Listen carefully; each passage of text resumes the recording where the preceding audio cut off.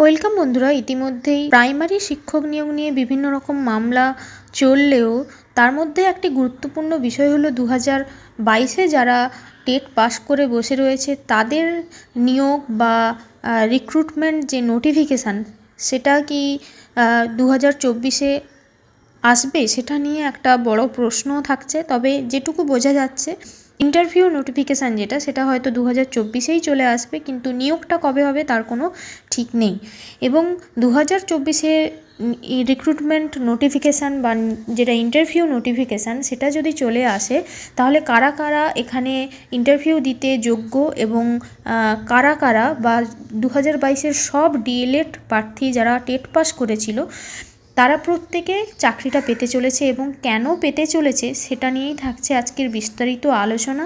অবশ্যই video skip না করে প্রথম থেকে শেষ পর্যন্ত দেখুন। প্রথমে কারা কারা ডিএলএড প্রার্থী যারা রয়েছে, যারা 2022 টেট পাস করে রেখেছে এবং 2024-এ যদি রিক্রুটমেন্ট নোটিফিকেশান বা ইন্টারভিউ নোটিফিকেশান যেটা সেটা বেরোয় তাহলে কারা কারা এখানে যোগ্য। যদি 2023 এবং 2022 দুটো রিক্রুটমেন্ট একসাথে না হয় তাহলে বলে রাখা ভালো যে আমি প্রথমেই কিন্তু 2023-এ যারা টেট পরীক্ষায় বসেছে তাদেরকে বাদ দিয়েই ধরলাম যে 2022 শুধুমাত্র ইন্টারভিউ নোটিশ বেরোবে, সেখানে দুটো একসঙ্গে রিক্রুটমেন্ট করা হবে না, এটাই যদি ধরা হয়। কিন্তু সরকারের যেটুকু মতামত বা যেটুকু কথা শুনেছি তাতে মনে হয় না আলাদা আলাদা করে ইন্টারভিউর ব্যবস্থা তারা করবে। তারা কিন্তু চাইছে একসাথে জটলা পাকিয়ে নিয়োগটা করতে, যাতে আরও বিভিন্ন রকমের মামলা হয় এবং নিয়োগটা আরও দেরি হয়। তো প্রথমেই বলে রাখা ভালো যে ডিএলএড যারা এনআইওএস ডিএলএড রয়েছে তারা তো অবশ্যই বাদ পড়ছে, বিএডরা বাদ পড়ছে এবং ইন সার্ভিস যারা রয়েছে তারাও হয়তো বাদ যেতে পারে। এবং আরও একটি বিষয় যেটা রয়েছে সেটা হলো যে যারা 21-23-এ ফর্ম ফিল আপ করে ডিএলএড ফর্ম ফিল আপ করে পরীক্ষায় বসেছিল তারা কি এই রিক্রুটমেন্টে থাকতে পারবে?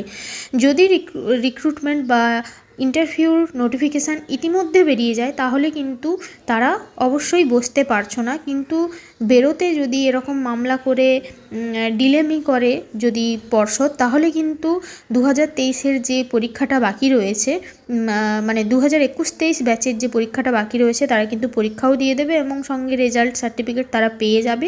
তখন তাদের কিন্তু প্রবলভাবে চান্স রয়েছে 21 থেকে 23 যে সেশনের প্রার্থীরা তারা কিন্তু অবশ্যই রিক্রুটমেন্টে অংশগ্রহণ করতে পারবে যদি ইতিমধ্যে ইন্টারভিউ নোটিশ না দেয়। এবং তাতে কিন্তু খানিকটা হলেও কম্পিটিশান অবশ্যই একটু বাড়বে, তবে সে তুলনায় খুব বেশি বাড়বে এটা বলবো না, কেননা বিএড বাদ চলে গেছে, এনআইওএস ডিএলএডরা বাদ চলে গেছে, তো সেই কারণে এই কথাটা বলা হচ্ছে। নেক্সট আরও একটি যেটি বিষয় যে কেন 2022-এ যেসব ডিএলএড প্রার্থীরা পাস করে গেছে তারা প্রত্যেকে চাকরি পাবে এই কথাটা কেন বলছি। দুটো এখানে কিন্তু বিষয় রয়েছে যেটা ভালো করে তোমরা বোঝার চেষ্টা করবে।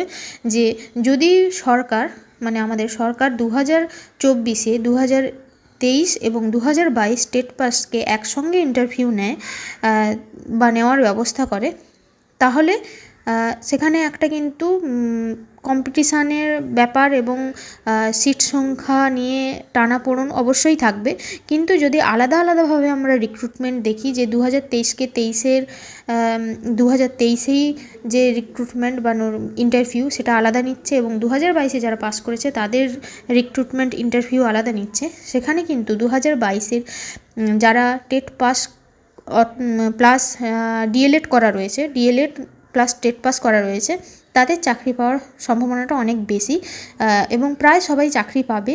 সেই কারণেই বলা হচ্ছে যে প্রথমে যদি দেখা যায় আলাদা আলাদাভাবে দুটো রিক্রুটমেন্ট হচ্ছে তাহলে সেখানে আমরা দেখেছি যে 2023-এর যে কোশ্চেন সেটা কিন্তু অনেকটাই টাফ হয়েছে। যারা একটু মানে নিজেদের স্কোর বাড়ানোর জন্য পরীক্ষাটা দিয়েছিল তাদের কিন্তু এবছর স্কোর বাড়বে না, উল্টে স্কোর কমবে এবং স্কোর কমলে তারা কিন্তু রিক্রুটমেন্টে নতুন যে স্কোর যেটা সেটা কিন্তু তারা নাও দেখাতে পারে, কেননা নিয়ম এটাই যতবারই তুমি পাস করো না কেন সর্ব হায়েস্ট তুমি যেটাতে পাবে সেটা শো করালেই হবে।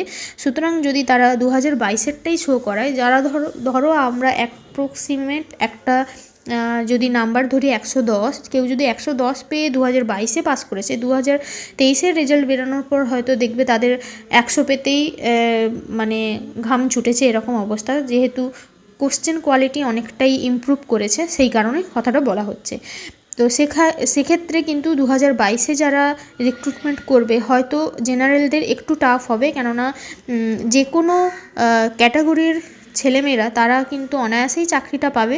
এবং আমরা এটা জানি যে যদি জেনারেলের সমতুল্য কোনো ক্যাটাগরি তার মার্কস পায়, তাহলে কিন্তু জেনারেলের যে সিট তারা কিন্তু নিয়ে নেয়। সেক্ষেত্রে জেনারেল একটু কম্পিটিশানটা অবশ্যই বেশি, কিন্তু তারা বসে থাকবে না, কারণ 2023-এ আবার যখন রিক্রুটমেন্টের নোটিফিকেশান বা ইন্টারভিউ নোটিফিকেশান যাই হোক না কেন বেরোবে, তাতে কিন্তু দেখা যাবে যে আগের বছর মানে 2022-এ যারা পাস করে বা 192 কি 96 পেয়ে পাস করেছিল, সেক্ষেত্রে দেখা যাবে 2023-এ কিন্তু অনেক কম ক্যান্ডিডেট থাকবে তাদের সমতুল্য মার্কস পেয়ে পাস করাটা, মানে গড়ে হয়তো 100-র মধ্যেই পেয়ে পাস করবে প্রায়টাই। হ্যাঁ, অনেকেই থাকবে খুব ভালো রেজাল্ট করবে, কিন্তু সেটা সংখ্যায় অনেকটাই কম। সুতরাং সেখানে কিন্তু যারা 2022-এর টেট পাস করে থাকবে তাদের কাছে কিন্তু সম্পূর্ণভাবে রেজাল্ট থাকবে, কিন্তু 2024-এ যদি 2023-এ যারা টেট পাস করবে তাদের কিন্তু প্রত্যেকের কাছে রেজাল্ট থাকবে না। সেখানেই কিন্তু কয়েকটা রেজাল্ট তারা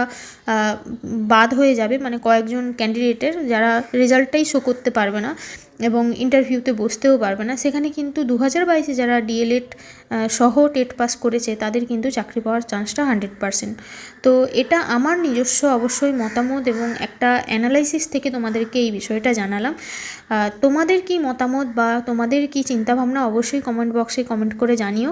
তো এটাই ছিল আজকের একটি বিস্তারিত আলোচনার বিষয়। এই ধরনের বিভিন্ন আপডেট পেতে, বিভিন্ন রকমের নিয়োগের বিজ্ঞপ্তি পেতে অবশ্যই আমার চ্যানেলটিকে সাবস্ক্রাইব করে সঙ্গে থাকতে পারেন। আজকের মতো এখানেই শেষ করছি। ধন্যবাদ।